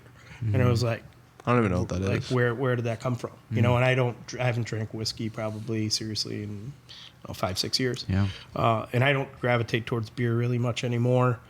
I saw some of my, beer friends, I call them, over the weekend, and none of us really like consume much. Wow. Some of us have, shifted to really being into like natural or low intervention wines. Okay. And then majority of them also are customers of ours and consumers of our product. So it's really kind of funny to see that shift with a lot of people that are in my circle, not really consuming in the way they used to. Yeah. And then also seeing them consume our product, which is, always would put a smile on, I think, anybody's face. So Nice. Yeah, Michigan. Michigan. Michigan, for sure. I just rented a cabin in Michigan What? for the end of May. Yeah, for my wife's birthday. Nice. One of those getaway houses. Where at in Michigan? It's like it's near Detroit.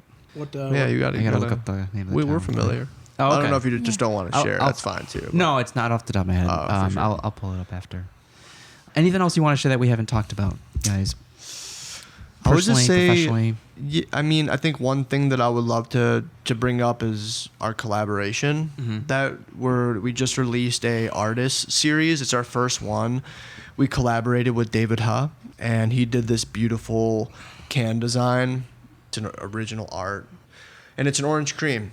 It's got orange peel, Madagascar vanilla bean, and rosemary in it. And it's an awesome summer beverage. Yeah. So we're looking to collaborate with a local ice cream shop. So hopefully that works out. And then another collaboration we did was with another artist on our hoodies. Maybe we could somehow show it at a different time. But Jeff's rocking it right now. And that was with eWorks, and he did the butterfly in the back. Super awesome local artist too. Gotcha. Those are two people I wanted to shout out. And then another thing is we have a new retailer that we're rolling out in June. I'm not going to say the name yet, but just, keep your eyes and ears open. We're really excited about that. And I feel like that's going to help take us to the next level. So, yeah, I'm excited. And a That's new awesome. website coming. Oh, we have a new website. Which is We're really graduating from exciting. kindergarten. Yeah, because our website, I've been looking forward to this day for so long. Okay. So Are you bootstrapping, or did you hire professional help? we hired some professional help because we Nice. clearly needed it. Yeah. But yeah, so that should be ready very soon. Hopefully by the time this podcast is out, you'll be able to head what over part there. of the process on the website are you most looking forward to for the consumer experience? Honestly, from just the visual aspect Okay. too, I think going on our website and actually feeling like, oh, this is, a brand worth something. And then hopefully it makes the checkout process easier too. I mean, I think, you can go on our website now and buy pretty easily, but I think just once it is all streamlined, it looks really pretty, you feel like it's an enhanced experience, that'll make me happy. So yeah. I guess speaking of processes, we never kind of talked about R&D, which is one of your faves. Yeah, it is one of my favorites. So like, where do you draw inspiration from? Is it a stroll on the beach, in the park? Like, where are you getting these flavor notes from? I think it's from drinks that I pick up at the grocery store and Oh. try out, and I'm like, oh wow, that's really good. Okay. How can I make it myself? Yeah. And then I kind of go down a rabbit hole, do a little research, and then I really start on a 64 ounce level, and I make it in a soda stream. I do a steep, carbonated in the soda stream. Anything less than that is that not viable, or? I would say no. the less you do, the more difficult it's going to be to scale. Interesting. Because then we went from the growler to 5 gallons, which took us another 5 trials, and then Because is it not proportionate? it's not proportionate. Oh, interesting. No, it's not. And that's an easy way to waste a lot of money, is to buy proportionate amount of ingredients for a recipe, and that's something I learned from my mentor too, a mentor of mine too. And then we went from the 5 gallon batch to 15 barrels, or 11 barrels, so like 330 gallons. So that's kind of what the process looks like, and it takes a long time. Probably took us like 6 months to develop that, if not longer. Wow. But I also have other ones in the pipeline that just kind of play around with and really like. I think it's cool going for just like classic flavor, like an orange cream, but using really, really high quality ingredients like an organic Madagascar vanilla bean. I mean, it just sounds so amazing. I love it. So drink it. Try it. Is there any other collaborations that would be possible? Let's say so there's collaborations on can art. What about like flavoring? Like what if someone was like, hey, I want to pitch this flavor, and it's like part of their brand. Would there be like a potential for a partnership? For sure. Yeah. I mean, there's already some talks out there right now about that. Nice. It's just a little bit difficult because without our own brewery, it's a little bit more difficult to make a ton of flavors. Whereas if we had our own brewery here in Pilsen, then we'd be able to kind of knock out and play So around are you as still much in as that we shared want. kitchen space? We're not in a shared kitchen space. We actually have a contract manufacturing partner. Oh, right. Okay. Yeah, okay. yeah. Gotcha. But all the gotcha. recipes are made by us, and Yeah. everything's done in-house, and then at scale, they do it for us. Amazing. So what would be the next step for you guys, like that next level? And it's hard to see it, but think if you do we're- see it, I think we're almost there. Well, So I think there's like multiple ways that we can talk about that, right? Like I think some of it is expansion of sales. I think some of it is expansion of production. You know, I'm always the person that I really like working with my hands. And I've always believed in like you should control your pipeline from A to Z. So I'm the person that's always in the back. Like, do we just need to open our production facility? We just need to do that. so Like- your own brewery. Yeah. Yeah. Oh. Chicago's first kombucha tap room. Yeah. Oh my God. well, don't get too excited. Yeah. Yeah. No, that's a dream. But I'm the Debbie Downer when it comes to that. But Well, I wonder if there are any parallel businesses that, as you already are doing right now, but like that you can have kombucha on tap and then in the back room have a brewery. that's what we would prefer. Yeah. yeah. Or even having someone else operate the tap room and we're operating the manufacturing. Is like an actual beer brewery too far of a parallel partnership? No. Not at all. Oh, interesting. They're extremely similar processes, and I think that it would really work out. As long as they're not. So what we produce has very particular bacteria in it. So only a handful of breweries would really. I mean, technically any brewery can produce kombucha as long as they're really sanitary about cleaning. Yeah. You know, you rarely come across breweries that are like, yeah, let's do this. I mean, we've had partnerships in the past where we were producing out of a brewery that wasn't afraid of that situation. Right. So in reality, like technically any brewery can work for us. It's just more so, do they produce a wild sour, or do they produce a sour with, with the type of bacteria? How do you pronounce that one in South Loop? Dunier? Oh yeah. I can't remember how to pronounce it, but yeah. brewery? Yeah. Yeah, I'd they specialize in that. Yeah, I'd reached out to them, but I think they took over another brewery space. It's on Michigan Avenue, right? Yeah. In the like the South Loop, far Bronzeville, south. yeah. Yeah, exactly. Like right before you cross over the highway. And I'd reached out to them. Mind you, this was going back, I don't know, 3 years ago now, I think, or 2 years ago. At that time, they weren't interested, but I mean that doesn't mean they might not be now. So. Rent and overhead is expensive, so if you Yeah. can split the cost, That's it's where like, I'm at. Come on. That's where I'm at. Got enough to worry about right now. Yeah. What about, so that's on the production side. What about on the sales side? Are there any, what's the next level look like to you guys? I think, again, expanding outside of the Midwest, even Yeah, right, capturing okay. some more Midwestern states like gotcha. Michigan. but we really are hungry to expand into the Pacific Northwest, West Coast, East Coast. That's the vibe, isn't it? That's the vibe. Colorado. Yeah. So we'll see if an opportunity pans out. It's really interesting because you would figure, like we're a smaller brand based in Chicago, and we've got the footprint that we have, and you figure there'd be, like equivalent businesses like us in all these other territories. But sometimes when we connect with these retailers in there, you find out that there isn't. Mm-hmm. And you're also like really questionable. Like, you're just like, I'm here. Yeah, right, I'm here. exactly. Yeah. You see like the traditional like 3 to 5 brands that are in most every grocery store. And you're like, we're so much better than this. Right. Yeah. So you're like, and that, it's back to that education thing. It's also back to like having a buyer that's passionate and interested in trying to find a new brand. Right. I also understand some of the reasons why they may not be is because some of these companies are so small. They may have given them a chance in the past. It may not have worked out. They might not have had, a plethora of reasons why it didn't work out. Sure. So I can understand as to why they're like, hey, I go with these 3 or 4 brands because they're huge companies. Yeah. And they have big financial backing, and their they're not going product to sell. go. Yeah, and their product sells. So for them, they're like, cool. The product moves. I don't have to worry about it. But I think, we're in this timeline right now where there are newer brands coming to market. And I think, that will start to evolve in those grocery store chains. Like their shelves will start to reflect that. Yeah.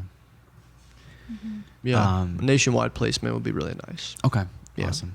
Is there a pretty linear path for CPG owners as far as like to get their foot in the door, as far as like maybe block like sales to farmers markets and then eventually box retailers? Is that pretty linear to you guys? Like, is that what you've heard of from other experiences? I feel that's a no. I don't know what you... No, I think it's different for everybody. Yeah. Is it? Okay. Is it easier to get into certain places than others, or? I think so. You don't? Yeah, I don't. I think it's almost to me like feels like 2 ships passing in the night. Like you might just get lucky. Like we might get that reception and somebody else might not, or vice versa. I also think that, if we go back to when 2 years ago, like our like the people that we wanted to be in, they're not there. Mm-hmm. Like they're on the list still. Mm-hmm. But they're not there. Like the ones that we're like, oh, this makes sense in A, B, and C. A and B might still be on that list. We might have got into C. So like what I think our trajectory was and what our expectations and where we're at now in some retailers is very different. Mm-hmm. And I don't think there's anything wrong with it. I think you also learn through that process of like certain retailers are not as easy to approach. And,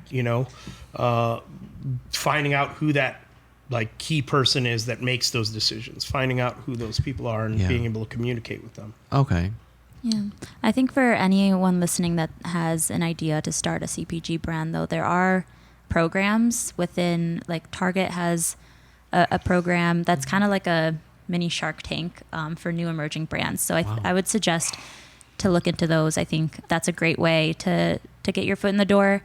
Luckily, Whole Foods has one. Whole Foods. Wow, I didn't know that. Kroger has one. Kroger has one. I think most chains nowadays, for the most part, if they're trying to evolve, they have programs like that. The one thing that I want to acknowledge, though, is just because you end up getting in those programs doesn't always mean that you're going to end up getting in those retailers. Sure. I've heard of so many people like, oh, I got into blah, blah, blah's foraging department, but they weren't the first people to bring me on.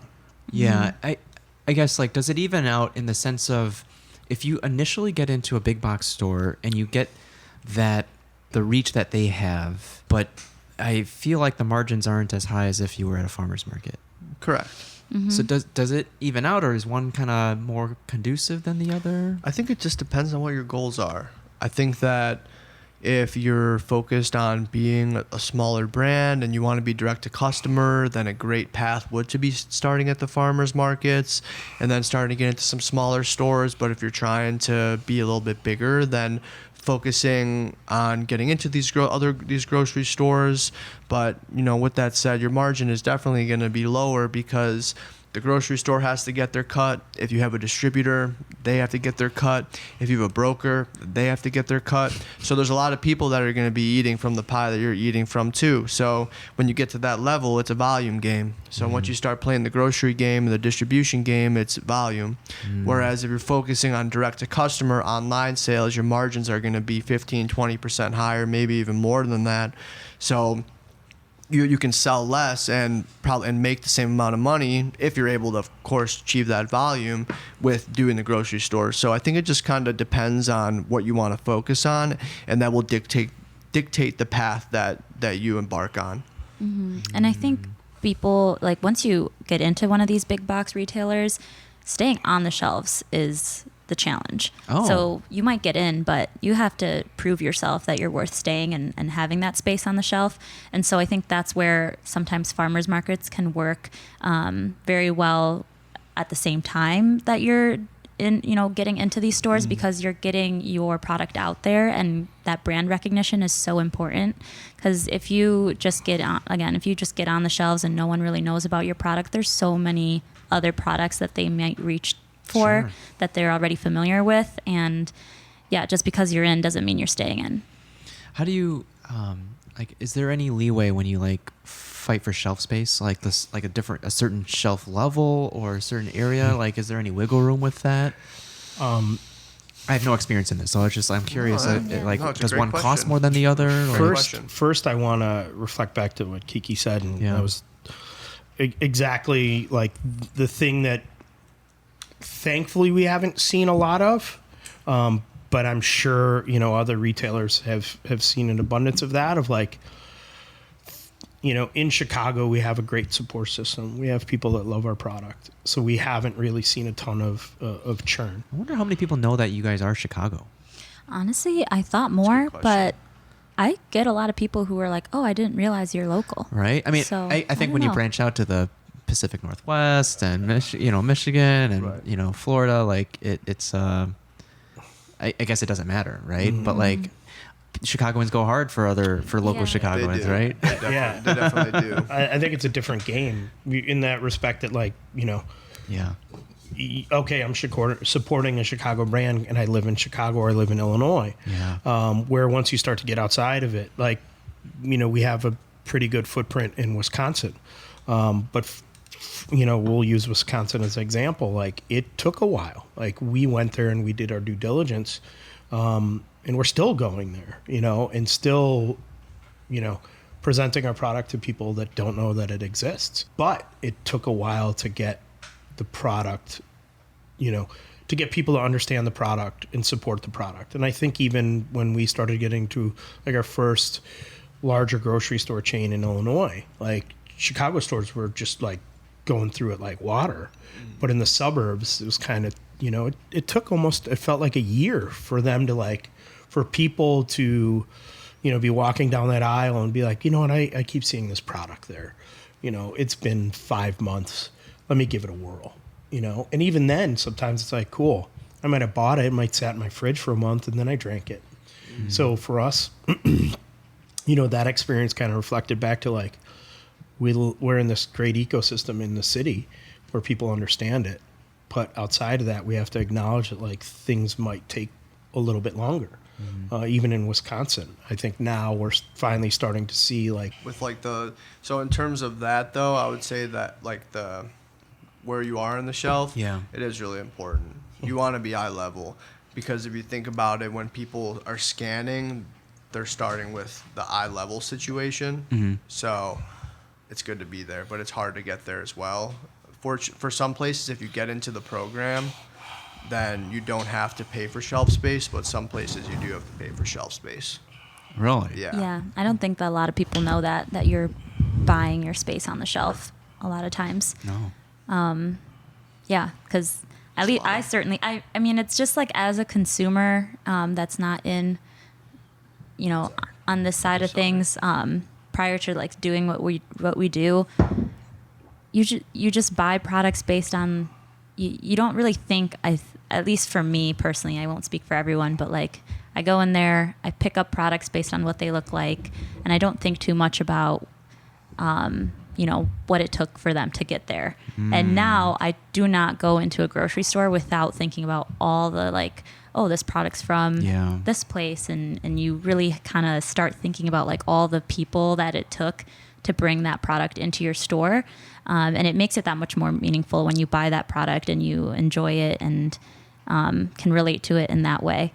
For me, at least, it's totally changed my consumption habits. Yeah, through the podcast, I think I've gained a huge appreciation for after learning people's processes and behind the scenes about meaningful consumption and really what it took to get to this point, to be in front of me, and now we have these options and especially what it means to shop local.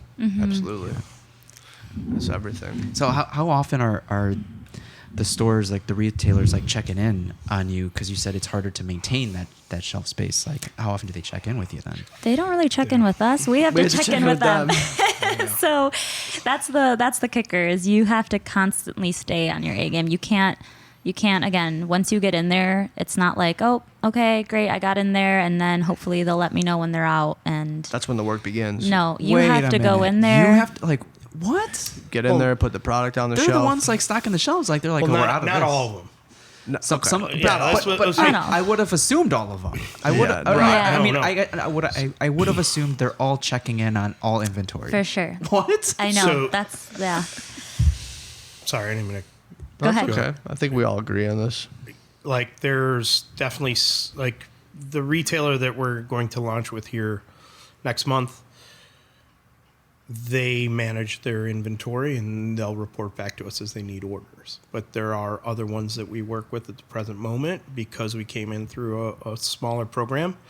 Initially, when we were working with them, we managed everything. And it was also kind of difficult in the respect that they need product, but they don't see it in the same way that you do, in the respect that they only have 8 of this can and they're probably going to sell out of it in a week. You say, hey, do you need an order? No, come back in a week. So that's where we have to do our due diligence. Like, we have to be on top of it. But that's just one location.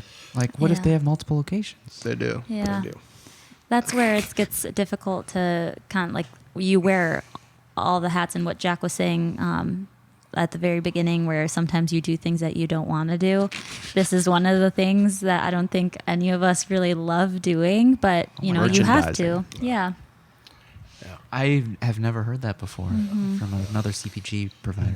Yeah. And some stores are really great. I mean, the people there, and For sure. it's nice to walk in there and Yeah. see these people, and you build further connections and relationships while you're merchandising. And then there's others where it feels like a chore and a drag because you walk in there and they're like not happy to see you. And, you kind of walk in there a little bit like, oh, I'm part of this brand. And, you feel like you have some sort of importance, and they humble you real fast. For sure. They're like, we don't care. We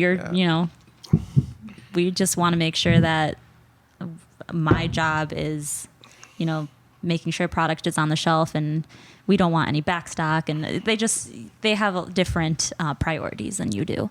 That's so, and it kind of reminds me of what Jeff was saying prior, of like just then focusing your energy where people do see you and hear you.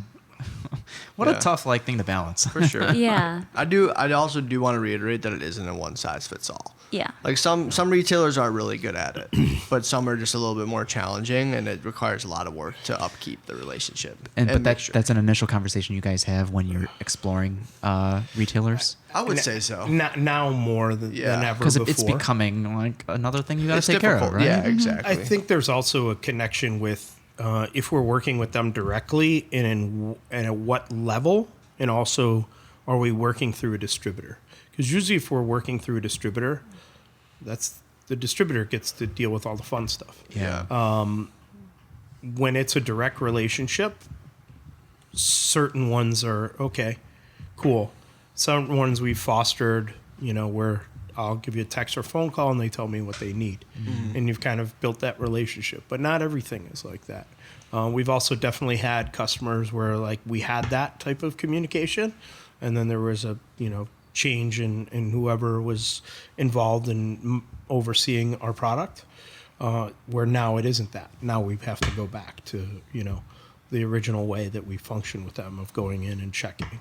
But I mean, this is kind of going back to, part of what comes along with having a brand. Mm-hmm. So even though we've all definitely been in situations where like, what the F, but we're also like, this is a gift.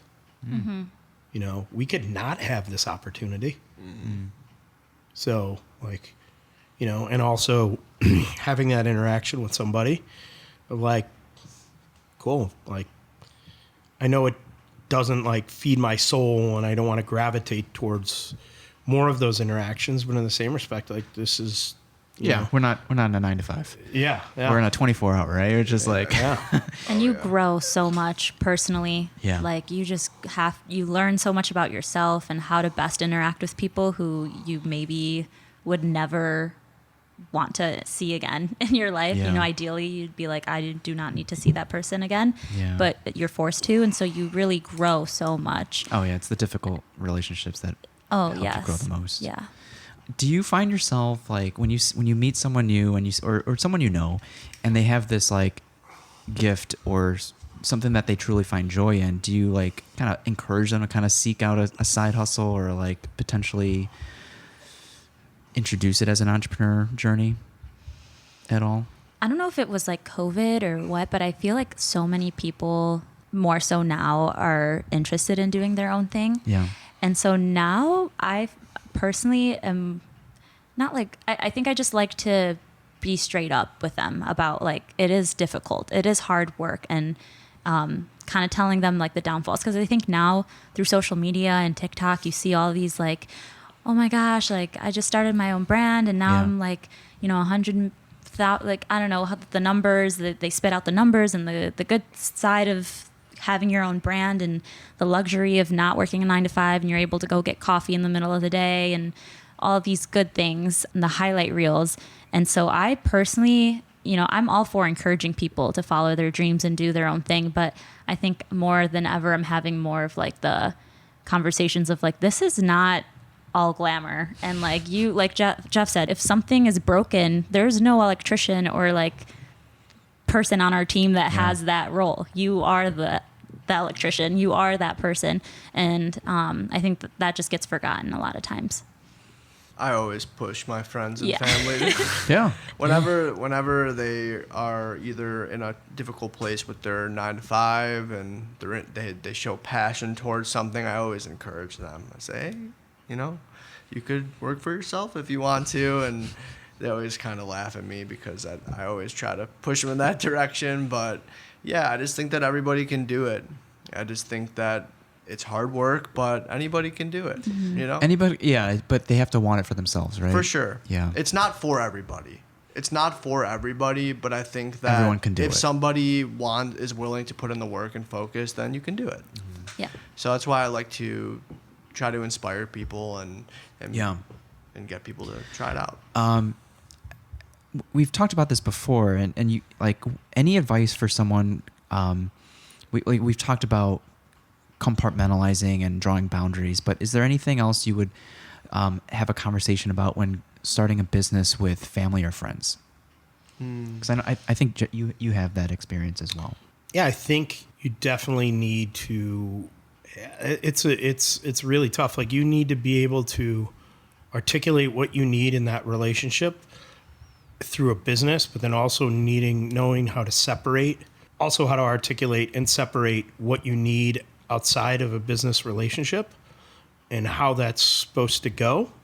And I think a lot of businesses that have, multiple people involved, be it partners, founders, whatever it may be, like initially that isn't a conversation that people have, right? Mm-hmm. Like how many businesses were started from two people that happen to have a friendship or happen to have some kinship.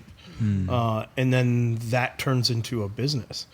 And then it's kind of, some businesses function despite all those downfalls, and some businesses try to articulate boundaries further on down the road. Like after the fact, which is also another difficulty.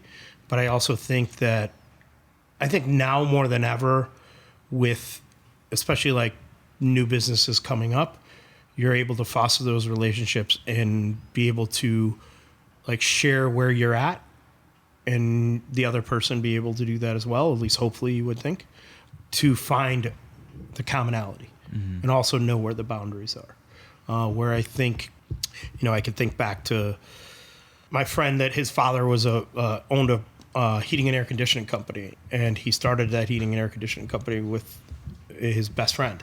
And I saw him over the weekend, and he talked about they sold their business.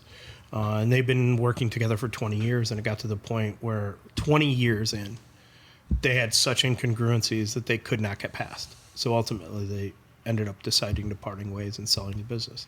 And mind you, that was a small like heating and air conditioning company when it started, and now it's what I would consider to be a fairly large one in the south suburbs of Illinois, and I'm just blown away by that. But I also think if I look back at it, the two owners aren't really somebody that's going to come to their partner and tell them how they feel. There's very little of that sharing going on. It just breeds resentment. Correct. And that resentment had been building up for 20 years. Yeah. So. Yeah, that's tough. It's tough. Like even if you're not friends or family to begin with, you look at each other based on the skill sets you bring to the table. And if you do cultivate a friendship or relationship out of it, lines start getting blurred. Mm-hmm. It's I don't know. I don't know where to start with that. I think open and honest communication is the most powerful tool that you can utilize in that type of situation. If there's something that comes on your mind, you got to talk about it right away and hash it out immediately, or else it will turn into resentment. So I think that's really important too. And also I think equality, like amongst everyone within the organization, family or not, is super important too. So those are a couple things that I think would help balance that. I think like I view it kind of, your best friend could be the worst roommate, because you might be, again, best friends, but they might like to put the dishes in the dishwasher right away, and you might like to let them soak in the sink for a while. And then, so I think knowing how you live or knowing how you work and just understanding your weaknesses really well, and being okay with someone else's strengths taking over, and those, because sometimes it's hard to let go of, like, if your role, the things that fall into your box of a role. Yeah. Sometimes it's hard to let go and have people help you out. Yeah. And I think just like really getting to know yourself is really important. Which reminds me, and we've talked about this before, Jeff, but like separating your identity from your work, especially if you're a business owner. If you own part of this business, then it is your identity to some extent, right? Especially because we work 24 hours. And I guess, like, what has been your personal journeys with, unless you don't mind, but separating yourself and cultivating time for yourself or an identity for yourself outside of your work? For sure. I mean, I have a morning ritual that I do every single morning, night ritual I do every single night. So I think that helps me separate. Just kind of helps me get ready for the day. A little bit of meditation, breathing, cold exposure, and stretching and movement is what I do to start my day. And that really helps me get into, who I am personally, which, I love to exercise and like take care of myself. And I feel like that takes my mind off of work. And then nighttime too, afterwards, I'll do a little bit of breathing and stretching and reading and journaling. So I think that incorporating different rituals, real memories, better rituals, into your life, in the morning and the night before you dive headfirst into your day could really help. Yeah. For me, because I'm on my phone all the time for work now, and that used to be my like relaxation when I worked 9 to 5, come home, doom scroll, and you kind of take that time to, and now it's like, well, I'm on my phone all the time. To relax, I want to throw my phone out the window. And so it's just kind of figuring out my relationship with that, and making sure that I'm, also like my phone has become my work now almost. So it's just kind of we use it as an excuse, like, it's like, like I'm working, I'm on my phone checking social media, but and I'm still working on that, figuring out how to manage all of it.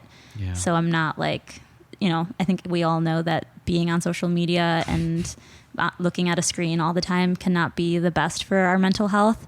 So that's something that like over the last few months, I've really had to take a look into and figure out, try and create a balance as much as possible. I just bought the light phone. So it's like black and white. It looks like a Kindle, but it's got like texting and calling, and it's an unlocked phone that you can put already like a SIM card that you have from another phone into.